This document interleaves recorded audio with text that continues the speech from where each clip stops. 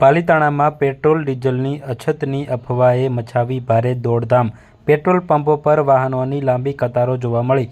પાલિતાણામાં આજે અચાનક પેટ્રોલ અને ડીઝલની અછત સર્જાવાની અફવા ફેલાતા સમગ્ર શહેરમાં અફરાતફરીનો માહોલ જોવા મળ્યો હતો. જેમાં સોશિયલ મીડિયામાં લોકમુખે ફેલાયેલી આ વાતને પગલે શહેરના તમામ પેટ્રોલ પંપ પર વાહન ચાલકોના ટોળેટોળા ઉમટી પડ્યા હતા.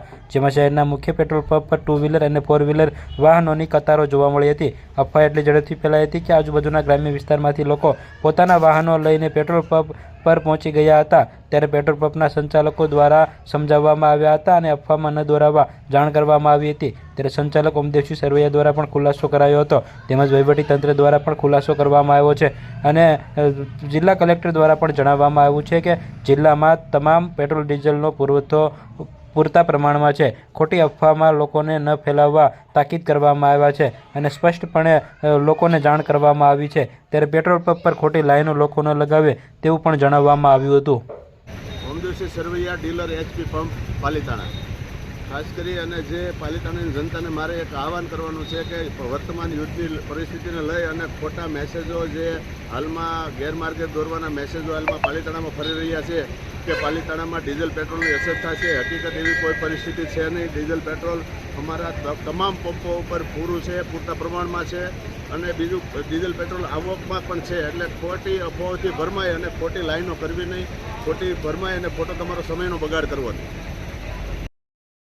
તમામ નાગરિકોને વિનંતી છે કે કોઈ બી પ્રકારની પેટ્રોલ ડીઝલને લઈને સોશિયલ મીડિયા હોય કે વોટ્સએપના માધ્યમથી કે કોઈ બી ઓફિશિયલ જાણકારી વગર કોઈ બી પ્રકારની આ અફવાઓમાં આવીને ભાગદોડ કરવાની કોઈ બી પ્રકારની જરૂરિયાત નથી.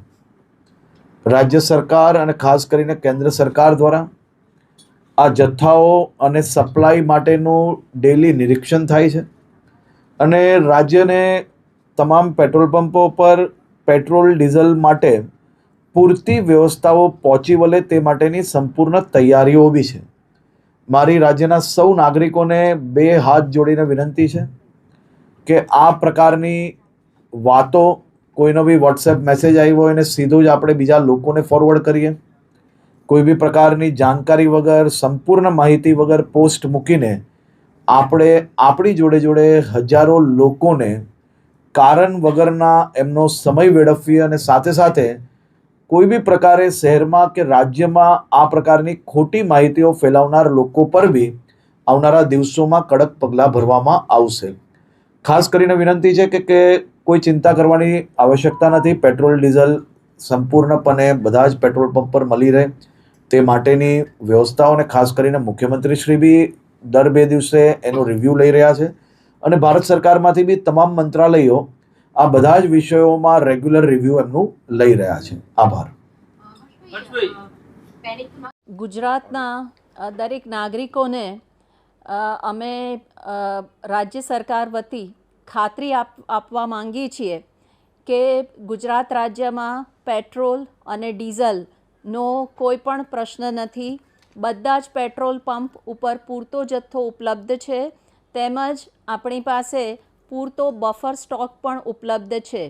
તેથી કોઈ પણ નાગરિકે બિલકુલ ગભરાવાની જરૂર નથી કે પેટ્રોલ પંપ બહાર કોઈ પણ કન્સર્નથી કોઈ પણ લાઈન લગાડવાની જરૂર નથી. જ્યારે પણ પેટ્રોલ ડીઝલનો જેટલો જથ્થો જોઈએ એ પૂરતા પ્રમાણમાં ઉપલબ્ધ છે.